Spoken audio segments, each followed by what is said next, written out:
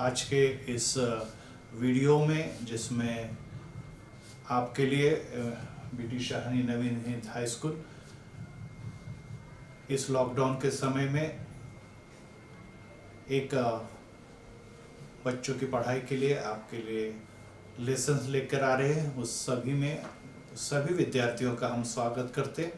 हम जानते हैं कि समय बहुत कठिन है और ऐसे कठिन समय में विद्यार्थियों को अपने घरों में रहकर अपनी पढ़ाई करनी है, स्टडी करनी है, क्योंकि शासन या कोई भी विद्यालय ये नहीं चाहता कि विद्यार्थियों का पढ़ाई का नुकसान हो। लेकिन फिर भी हम लोग अनेक बातों में लाचार है, बेबस है, क्योंकि इस लॉकडाउन में हम लोग अपने घर से बाहर स्कूल में नहीं आ पा रहे। लेकिन ऐसे समय में भी जब हम अपने घरों में मोबाइल खेलते हैं, हम टीवी देखते हैं और अन्य स्पोर्ट्स करते हैं, खेलते हैं, तो निश्चित ही पढ़ाई भी कर सकते हैं। और पढ़ाई अपने जीवन का बहुत ही महत्वपूर्ण भाग है और इससे ज़्यादा समय अगर हम वंचित रहें तो निश्चित ही हमारे जीवन का बहुत बड़ा नुकसान हो सकता है।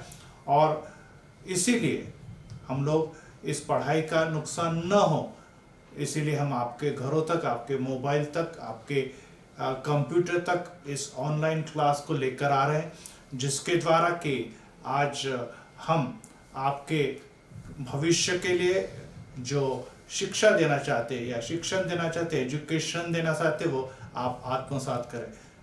विद्यार्थियों, आपसे ये कहना बहुत ही महत्वपूर्ण है कि अब तक हम स्कूल में पढ़ाई करते थे, शिक्षक की देखरेख में और शिक्षक के मार्गदर्शन में और शिक्षकों के सभी प्रकार के गाइडेंस में हम लोग पढ़ाई करते थे। लेकिन इन दिनों में हम लोग अपने घर पर बैठ के पढ़ाई कर रहे हैं, तो निश्चित ही पेरेंट्स से भी या पालकों से भी मैं विनती करना चाहूँगा कि विद्यार्थी ठीक तरह से इस पढ़ाई को कर रहे हैं कि नहीं, ये एक बड़ी जिम्मेदारी अब पालकों पर आ पड़ी है।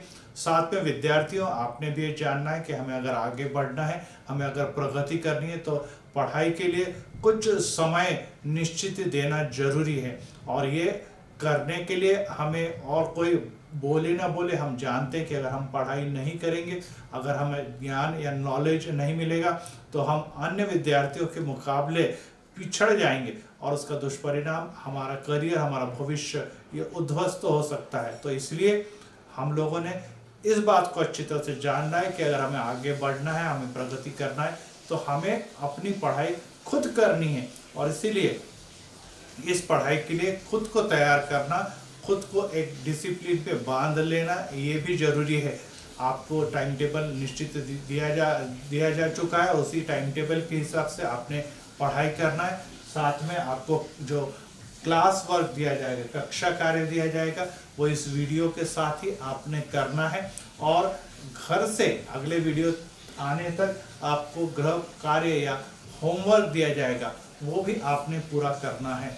और इसीलिए इस वीडियो को जो आपके सामने हम अब प्रस्तुत कर रहे हैं, इसमें आपने जान लेना कि जो गणित की कुछ बातें जो है, जो आपको समझ में नहीं आती है, जैसे हम कोई बात नहीं सुन पाते वीडियो पे, तो दोबारा हम उसको लगाते हैं, रिवर्स जाते हैं, फिर से लगाते हैं, फिर से सुनते हैं, और जब तक हमें अच्छी तरह से पता न लग जाए, हम उसे रिपीट करते रहते हैं। उसी प्रकार से यहाँ पर अगर कोई भी बात आपको समझना है, तो पीछे रिवर्स जाइए, बैक जाइए, उसे फिर से सुनिए, सीखिए, और फिर जब आप कक्षा कार्य खुद होकर करेंगे, तो निश्चित ही आपको जो भी आपको सिखाया जा रहा है मैथ्स में, वो अच्छी तरह से समझ में आएगा। और अगर ये अच्छी तरह से समझ में आएगा, तो आप होमवर्क भी अच्छी तरह से कर सकते हैं। और अगर आपने होमवर्क अच्छी तरह से किया, कक्षा कार्य में, कक्षा में ध्यान दिया, तो निश्चित ही आपको आने वाले दिनों में जब परीक्षाएं देनी होगी, तो सिर्फ परीक्षा ही नहीं, बल्कि आपका नॉलेज, आपका ज्ञान भी अच्छी तरह से बढ़ेगा।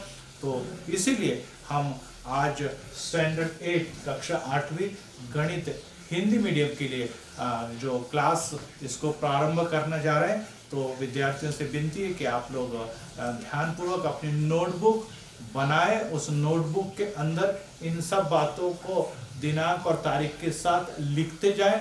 और जैसे जैसे आप लिखेंगे, तो इस लिखने के लिए, इस क्लास वर्क के लिए, इस होमवर्क के लिए आपको इंटरनल मार्क्स भी दिए जाएंगे, जो आपके रिजल्ट में काउंट होंगे।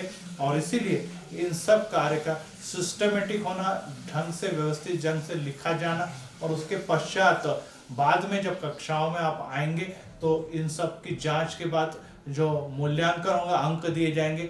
इन सभी बातों को आपने ध्यानपूर्वक सुनना और चेक समय समय पर करवाना है। इसकी रिपोर्टिंग आपके क्लास टीचर्स या टीचर्स को भी देना है। तो आइए हम आज के गणित में कक्षा 8 में फिर से आप सभी विद्यार्थियों का स्वागत करते हैं और इस पुस्तक को हम प्रारंभ करते हुए आपको शुभेच्छा देते हैं कि आप लोग सही सलामत रहे, अच्छी तरह से पढ़ाई करें और इस कठिन समय में अगर हम अपने इस सभी हालात को समझ के गंभीर हो जाते हैं, सीरियस हो जाते हैं और पढ़ाई को हम अच्छी तरह से समझ लेते हैं तो निश्चित ही इस कठिन समय में भी आप अच्छे रिजल्ट, अच्छे भविष्य के साथ बाहर आ सकते हैं। और इसीलिए फिर से आपको शुभेच्छा, आपको ऑल द बेस्ट देते हुए मैं इस पढ़ाई को प्रारंभ करता हूँ। और सबसे पहले आज हम जब गणित की तरफ जाएंगे तो गणित में हम लोग परिमेय तथा अपरिमेय संख्या के बारे में सीखेंगे, लेकिन इसके पहले मैं आपको कुछ बातें बताना चाहूँगा और जो हम पिछली कक्षाओं में सीख चुके हैं। और उसमें पहली जो बात है वो है हमारी जो प्राकृत संख्या, इसके बारे में अपन लोग सीख चुके हैं। और इस प्राकृत संख्या में हम लोग देखते हैं कि n और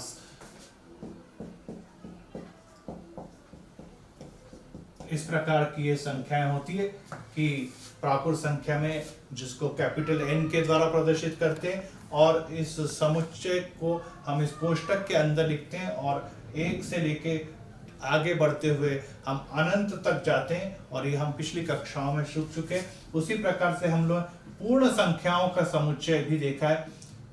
पूर्ण संख्याएं, इसको भी हम लोग देख चुके हैं। होल नंबर इंग्लिश में कहते हैं, इसलिए इसे W के द्वारा प्रदर्शित करते हैं और ये शून्य से शुरू होकर आगे की ओर बढ़ता है।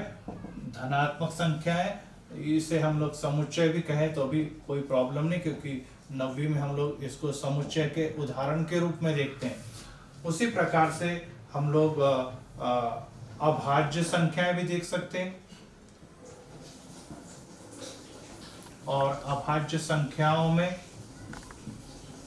जिसको हम प्राइम नंबर भी कहते हैं, हम लोग शुरुआत 2 से करते हैं, फिर 3, 5, 7 और आगे बढ़ते हैं, जिसके बारे में मैं आपको आगे बताऊंगा। 7 में हम लोग पूर्णांक,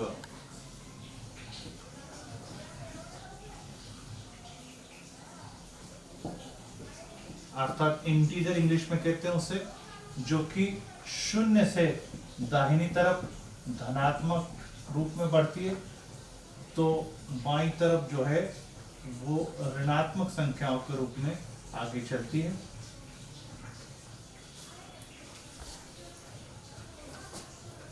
तो इन संख्याओं को अपन यहाँ पर देख रहे हैं।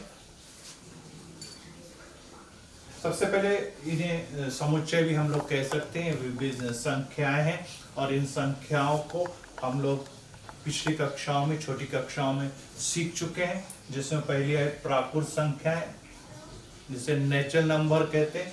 n के द्वारा प्रदर्शित की गई संख्याओं में 1, 2, 3, 4, 5 और अनंत तक हम लोग चलते हैं। सभी धनात्मक संख्याएं इसके अंतर्गत आ रही है। और उसके बाद आती है पूर्ण संख्या। पूर्ण संख्याओं में शून्य से हम लोग प्रारंभ करते हुए आगे की ओर बढ़ते हैं और इसमें भी अनंत तक हम जाएंगे। अभाज्य संख्याएं, ऐसी संख्याएं जिनको प्राइम नंबर कहते हैं, या तो वे खुद से विभाजित होती है या एक से विभाजित होती है, एक या खुद से विभाजित होती है। और ये एकमात्र संख्या जिसमें हम कहेंगे कि इसमें सम संख्या, भाई सभी विषम संख्या है, 2, 3, 5, 7, उसके बाद 11, 13, 17 और इस प्रकार से आगे चलती जाती है, जिसको एक या खुद उसी संख्या से विभाजित किया जाता है। पूर्णांक संख्याओं के अंदर हम शून्य से दाहिनी तरफ धनात्मक और बाईं तरफ ऋणात्मक संख्याओं के ऊपर चढ़ते हैं। शून्य से इस तरफ जब हम आगे बढ़ते हैं तो इसमें वृद्धि हमें दिखाई देती है और पीछे की तरफ जब हम जाते हैं बाईं तरफ तो उसमें कमी या घटी हमें दिखाई देती है। परंतु इन संख्याओं से के बाद जो अब अगली संख्या हम जो पढ़ने जा रहे हैं वह है परिमेय संख्या, जिसके बारे में आज हम अध्ययन करने जा रहे हैं। तो परिमेय संख्याएं क्या होती है, पहले ये समझ लीजिए कि परिमेय संख्याएं जो है वो बटे वाली संख्या भी हम लोग कह सकते हैं, और इसको क्यू के द्वारा रैशनल नंबर के रूप में कहा जाता है। और वह इस प्रकार की होती है a/b, अर्थात इसमें b ये ऋणात्मक नहीं हो सकता, a बराबर नहीं है शून्य के, अर्थात ये जो हर है ये ऊपर की संख्या अंश कहलाती है, नीचे की संख्या हर कहलाती है। अंश शून्य हो सकता है लेकिन हर जो है वो शून्य नहीं हो सकता है, क्योंकि अगर शून्य हो जाए तो हम उसको नहीं कर सकते, अर्थात वो हम उस संख्या को परिभाषित नहीं कर सकते। तो इस प्रकार से परिमेय संख्या है। अगर इसका उदाहरण हम देखने जाएं तो हमें इस प्रकार से दिखाई देगा कि 2/7 या 12/19 या -2/3, या हम कहेंगे शून्य भी आती है उसी के अंदर, फिर इसके अंदर 3 आ सकता है, 17 आ सकता है, और ऐसी अनेक संख्याएं, असंख्य संख्याएं हम लेंगे। ये शुरू की 3 संख्या आपको बटे में दिखाई दे रही है, परंतु ये 0 ये बटे में नहीं है, लेकिन उसके नीचे 1 होने के कारण ये भी बटे में लिखा जा सकता है। -3 ये भी आपको दिखाई दे रही है पूर्णांक, लेकिन फिर भी उसके नीचे 1 लिखने पर ये भी बटे वाली संख्या बन सकती है। 17/1 लिख के इसे भी बटे वाली संख्या बना सकते हैं। अर्थात ये सभी बटे वाली संख्याएं ये पूर्णांक वाली संख्याएं हैं, और इन संख्याओं में, इस पूर्णांक वाली संख्याओं में हमें ये देखना है कि नीचे का जो हर है वो कभी भी शून्य न हो, शून्यता संख्याएं इसलिए कहलाती है। और इस प्रकार की इन सभी संख्याओं को हम परिमेय संख्या के अंतर्गत देखते हैं।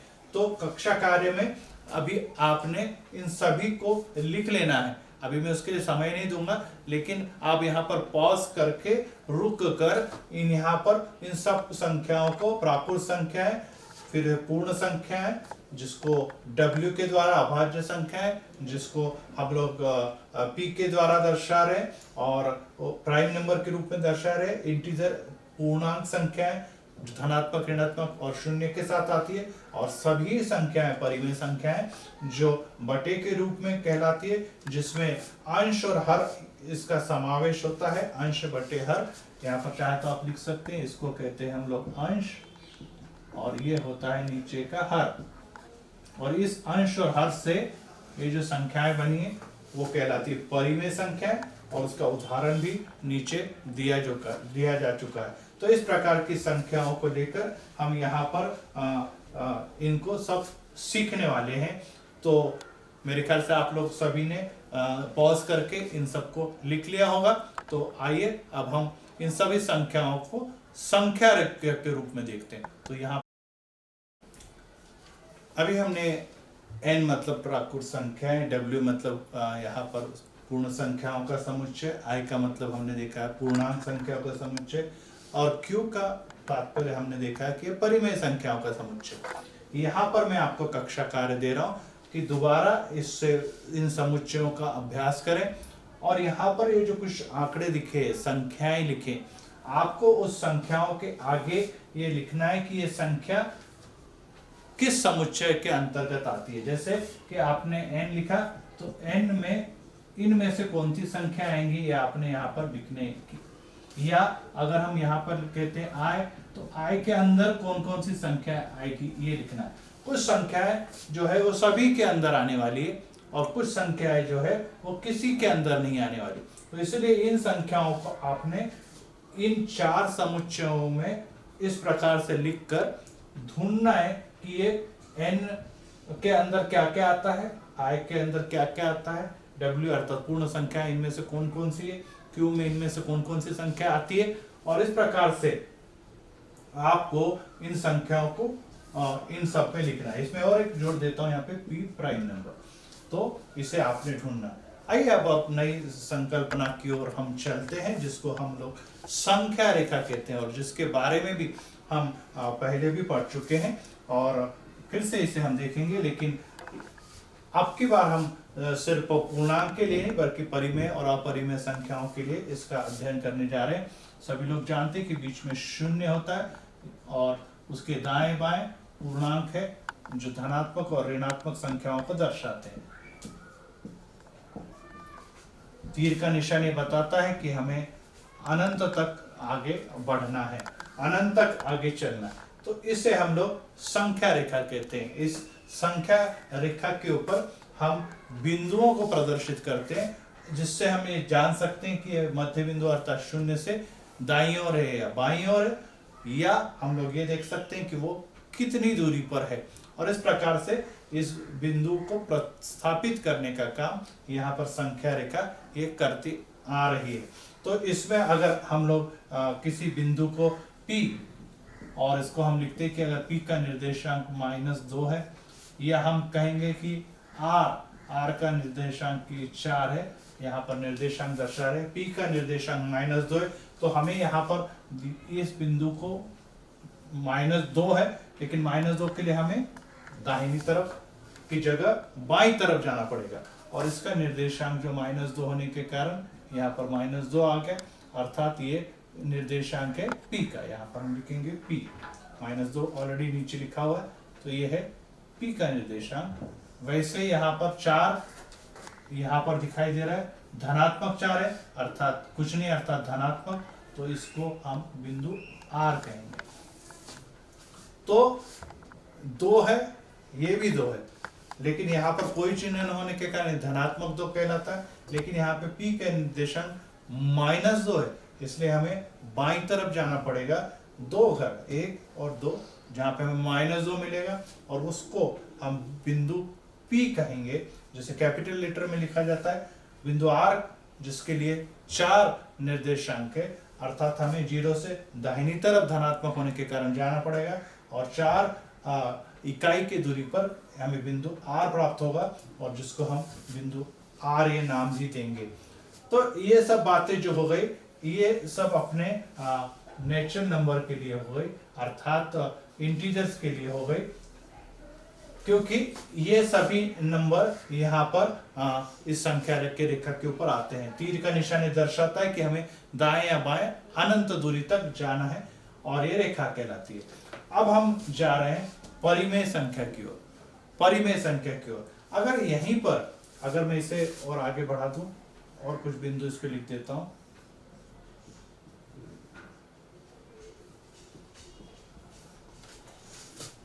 इसे भी हम आगे बढ़ाते हैं, जिससे कि और कुछ बिंदु हम सीख सकें।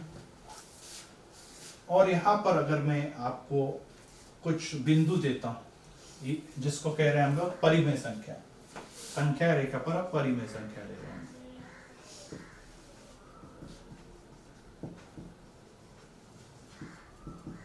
और इसमें हम लेते हैं 3/2। अब यहां पर 3 हमें दिखाई दे रहा है, लेकिन बटे में 2 जब आता है तो हमें इसे किस प्रकार से देखेंगे। इसको ऐसे भी लिखा जा सकता है 3 गुना 1/2, 3 गुना 1/2। अब यहां पर ये दर्शाता है कि 1/2 जो है, अर्थात इस एक इकाई के कितने भाग करने हैं, हमें 2 भाग करने, और दूरी तय करनी है 3 तक। तो देखिए किस प्रकार से होगा। अब 2 भाग अगर इसके करने हैं, तो यहाँ पर एक बिंदु, ये एक बिंदु इस एक इकाई को 2 भागों में बांटता, अर्थात ये पहला, ये दूसरा हो गया। इस प्रकार से हम लोग इन बिंदुओं को ले लेंगे। यहाँ सबके बीच में मैं एक एक बिंदु लगा रहा, अर्थात हर इकाई अब 2 भागों में बढ़ गई, 2 भागों में बढ़ चुकी। अब यहाँ पे लिखा है 1 के 2 भाग कर लिया, और कितने घर चलने हैं, हमें 3 घर चलने, अर्थात 1 2 3। यहाँ पर हम लोग पहुंचते हैं, और इसे हम लिखेंगे 3/2। अगर हम आपसे कहते हैं कि ठीक है आपको 7/2 लेना है। तो 7/2 का अर्थ है 7 गुना में 1/2। फिर से सभी घर इकाइयां दो दो घरों में बटी हुई है, तो यहां पर और कुछ करने की आवश्यकता नहीं, पर हमें 7 घर शून्य से दाहिनी तरफ जाने, 1 2 3 4 5 6 7, यहां पर आपको मिलता है 7/2, 7/2। अर्थात यहां पर अब हम क्या कर रहे हैं, यहां पर हम कर रहे हैं कि इस संख्या रेखा पर परिमेय संख्या है, ये जो परिमेय संख्या है इसको हम लोग यहां पर दर्शा रहे हैं, परिमेय संख्या को दर्शा रहे हैं। जिस प्रकार से हमने बटे वाली संख्या या परिमेय संख्या को यहाँ पर दर्शाते समय धनात्मक संख्या का उपयोग किया, वैसे हम ऋणात्मक संख्या का भी इस्तेमाल कर सकते हैं। -5/2, और -5/2 के लिए हम लोग -5 को 5/2 को इस प्रकार से लिख सकते, -5 गुना 1/2। अगर 1/2 है इसका मतलब है हर घर को 2 भागों में विभाजित करना, जो ऑलरेडी हम लोग कर चुके हैं। और अब हमें -5 अर्थात शून्य से बाईं तरफ, माइनस होने के कारण शून्य से बाईं तरफ या लेफ्ट साइड में हमें जाना है। ये है हमारा 0 1 2 3 4 5, यहां पर हम जाएंगे और ये हो गया -5/2, ये हो गया आपका -5/2।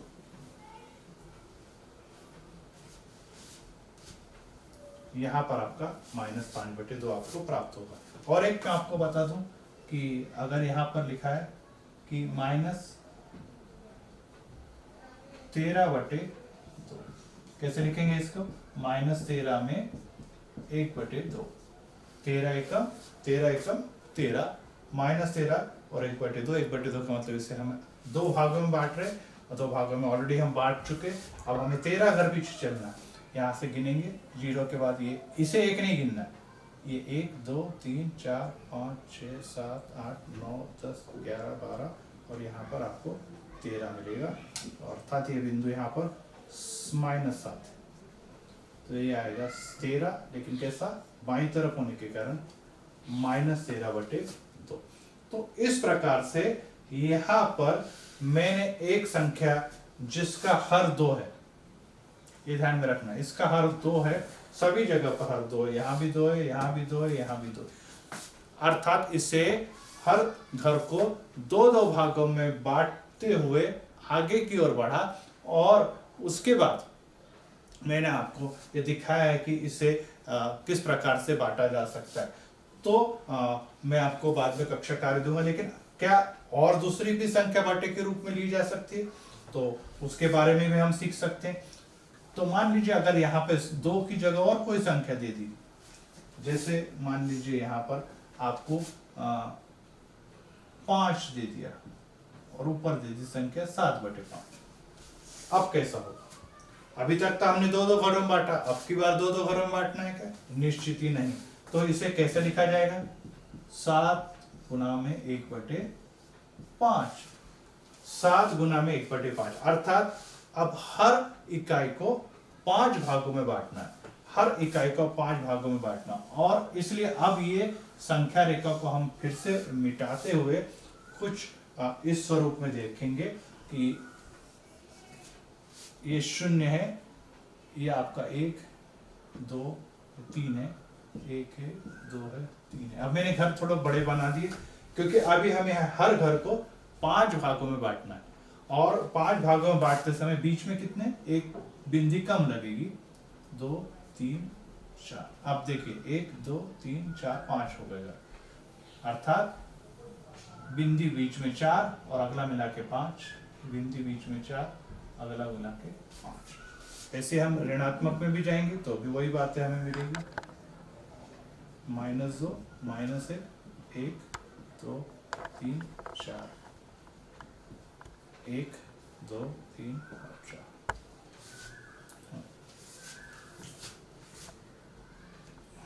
अब यहाँ पे मैं आपको बताने जा रहा हूं कि 7/5 को कैसे संख्या रेखा पर दर्शाया जाए। 7/5 को लिखेंगे 7 गुणा में 7 एकम 7, 1/5 अर्थात हर इकाई को 5 भागों में बांटिए, अर्थात 4 बिंदियां मैंने आपको बीच में दिखा दी। अब ये 4 बिंदी के कारण यहाँ पर आपको दिखाई दे रहा है कि ये सभी जो ब्लॉक है वे 5 भागों में विभाजित हो गए। अब गिनती शुरू करेंगे। निश्चित है हम सीख चुके कि अब इसका कार्य पूरा हो चुका है। अब है कार्य इसका, धनात्मक है तो दाहिनी तरफ, ऋणात्मक है तो बाईं तरफ। तो 7 घर यहाँ से गिनती शुरू करेंगे। 1 2 3 4 5 6 7 7 पे पहुंच जाने पर ये हो गया आपका 7/5। इस प्रकार से हमने यहाँ पर 7/5 को, अर्थात इस संख्या को परिमेय संख्या कहते हैं, इससे हमने संख्या रेखा के ऊपर दर्शाया। तो संख्या रेखा पर सिर्फ हम लोग पूर्णांक या हम लोग कहेंगे कि प्राकृत संख्या या पूर्ण संख्याओं को नहीं, तो यहाँ पर हम बटे वाली संख्या है जिसको हम परिमेय संख्या के रूप में जान रहे हैं, वे भी दर्शाई जा सकती है। इसी को अगर हम ऋणात्मक रूप में देखें तो अगर हम इसको ले ले 9/5। अब ये 5 ही क्यों ले रहा हूं, ये आपको समझ में आए क्योंकि हमने सभी को 5 में बांटा। तो देखिए इस प्रकार से हो जाएगा -9 और गुणा में 1/5। पहले 1/5 का कार्य हम पहले पूर्ण कर चुके, क्योंकि इसे 5-5 घरों में हमने हर इकाई को बांट दिया है। अब -9 अर्थात सभी लोग अभी सीख चुके हैं कि बाईं तरफ जाना पड़ेगा। 0 से बाईं और 9 घर, 1 2 3 4 5 6 7 8 9, यहाँ पर हम पहुंचे और ये हो गया आपका -9/5। फिर से देखिए 0 से -9 घर पीछे की तरफ अर्थात बाईं तरफ जाएंगे। 1 2 3 4 5 पूरा हो गया, 6 7 8 और 9, ये हो गया -9/5। इस प्रकार से संख्या रेखा पर हमने बांटा है इन सबको। लेकिन इन सबको बांटते समय हम सभी लोगों ने जान लेना है कि इसमें हर जो है, ये जो हर है, ये जो अपन हर कह रहे हैं, ये हर क्या करता है, ये हर बताता है कि हमें हर इकाई के अंदर कितने भाग करने, और फिर अंश ये दिखाता है कि हमें पहले तो दाएं बाएं जाना कैसे, धनात्मक है तो दाहिनी तरफ, ऋणात्मक है तो बाईं तरफ। साथ में ये हर दिखाता है कि कितनी दूरी पर जाना है, और कितनी दूरी पर जाने के लिए हम इन छोटे बिंदुओं को गिनते हुए उस दूरी तक पहुंचते हैं। और इस प्रकार से इस बटे वाली संख्याओं को, जिसे हम परिमेय संख्या कहते हैं, उनको हम लोग इस प्रकार की संख्या रेखाओं पर दर्शा सकते हैं। तो इसी प्रकार से हम लोग इस दर्शाने के लिए एक ही हर वाली जो है अनेक संख्याओं को हम यहाँ पर उपयोग में ला सकते हैं। तो यहाँ पर हम फिर रुकेंगे। आपको मैं अब कक्षा कार्य देने जा रहा हूँ। फिर से आपको अगर ये समझ में नहीं आया तो आप लोग इसे पीछे जाइए, फिर से रिवर्स में जाइए, दोबारा इसका रिवाइज कीजिए, और करने के बाद आपको पेंसिल की सहायता से, पट्टी की सहायता से इस संख्या रेखा को बनाने, फिर इन संख्याओं को सीखना है, और फिर जो मैं कक्षा कार्य देने जा रहा हूँ उस कक्षा कार्य को आपने अच्छी तरह से एक एक संख्या रेखा पर एक सवाल ऐसे करते जाना। तो आइए अब हम कक्षा कार्य की तरफ जाते हैं। इन सब को आपने अपनी कॉपी में लिख लेना है। तो चलिए कक्षा कार्य की तरफ। तो पहले हमने संख्या रेखा के बारे में सीखा है। संख्या रेखा पर परिमेय संख्या को दर्शाना, ये भी हम सीख चुके। अब मैं आपको कुछ कक्षा कार्य दे रहा हूँ। यहाँ पर जो सब संख्या रेखा दिखाई गई है, उन संख्या रेखाओं को आपने दर्शाना। पहले में आप इस प्रकार की एक संख्या रेखा बनाएंगे, और संख्या रेखा पर आपको इन आंकड़ों को, जिसको हम लोग परिमेय संख्याओं को दर्शाना है, जिसमें सभी के हर 2 है। आप सभी जानते हैं कि सभी को 2-2 भागों में अर्थात एक बिंदी लेकर विभाजित करना। यहाँ पर दूसरे में सभी में हमें 5 लेना है, और इस संख्या रेखा पर इनको दर्शाना है। जैसे मैंने आपको सिखाया है, सभी में 5 हर होने के कारण कितनी बिंदी, बराबर 4 बिंदी लेनी होगी। और यहाँ पर 3 हर में है तो वहां पर आप सभी लोग जानते हैं कितनी बिंदी लेनी होगी। और इस प्रकार से ये 3 सवाल अलग अलग है, तो 3 संख्या रेखा आएगी, और इन 3 संख्या रेखा को आपने पेंसिल से बनाना है और पेंसिल से ही दर्शाना है। प्रश्न आपने पेन से लिखने हैं। और इस प्रकार से ये संख्या रेखा का काम जो है वह आपने पूर्ण करना है। और इस प्रकार से इन सभी संख्या रेखाओं को सीखने के बाद मैं अभी आपको गृह कार्य भी देने जा रहा हूँ। वो गृह कार्य आपने करना है और यहाँ पर हम संख्या रेखा को पूरा करते हैं। फिर से एक बार मैं आपको रिवाइज करा दूं कि सबसे पहले हमने समुच्चयों के प्रकार सीखे, जिसके अंदर हमने प्राकृत संख्या n, w अर्थात पूर्ण संख्याएं, जहां पर हमने p अर्थात प्राइम नंबर या अभाज्य संख्याएं भी सीखी। उसके अलावा i, जिसको हम लोग इंटीजर या पूर्णांक संख्याएं भी सीखी। और उसके अलावा आज का जो विषय था वो परिमेय संख्या, उसके बारे में सीखा। ये सीखने के बाद हमने अंश हर के बारे में बताया और साथ में आपको ये भी बताया कि संख्या रेखा पर जो हम पिछली कक्षाओं में पढ़ चुके उसका रिवीजन करते हुए कहाँ पर धनात्मक ऋणात्मक संख्याएं कैसे लिखी जाती है। और उसके बाद हमने संख्या रेखाओं पर परिमेय संख्याओं को किस प्रकार से दर्शाना ये भी सीखा है। तो अब हम यहाँ पर रुकते हैं। मैं आपको गृह कार्य देता हूँ, वो गृह कार्य आप अपनी कॉपी में नोट कर लेंगे और उस हिसाब से आप जब सभी बातें चेक करवाएंगे तो आपको आने वाले दिनों में उसके अंक दिए जाएंगे। इसलिए आप उसे आज के आज ही पूरा करें। तो आइए हम गृह कार्य और उसके बाद नए कक्षा या नए विषय की ओर बढ़ते हैं। तो पहले हमने संख्या रेखा के बारे में सीखा है।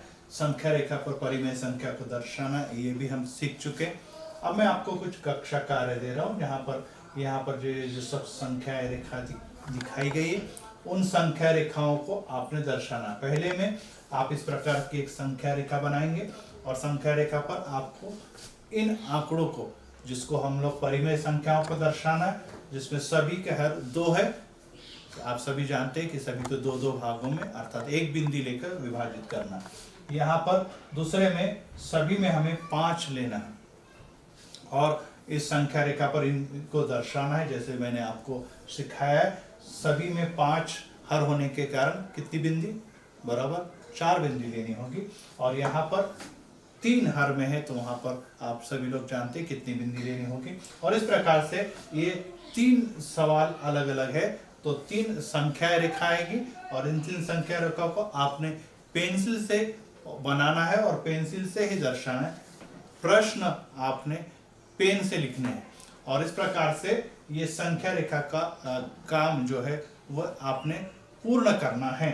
और इस प्रकार से इन सभी संख्या रेखाओं को सीखने के बाद मैं अभी आपको गृह कार्य भी देने जा रहा हूँ। वो गृह कार्य आपने करना है और यहाँ पर हम संख्या रेखा को पूरा करते हैं। फिर से एक बार मैं आपको रिवाइज करा दूं कि सबसे पहले हमने समुच्चयों के प्रकार सीखे, जिसके अंदर हमने प्राकृत संख्या n, w अर्थात पूर्ण संख्याएं, जहां पर हमने p अर्थात प्राइम नंबर या अभाज्य संख्याएं भी सीखी। उसके अलावा i, जिसको हम लोग इंटीजर या पूर्णांक संख्याएं भी सीखी। और उसके अलावा आज का जो विषय था वो परिमेय संख्या, उसके बारे में सीखा।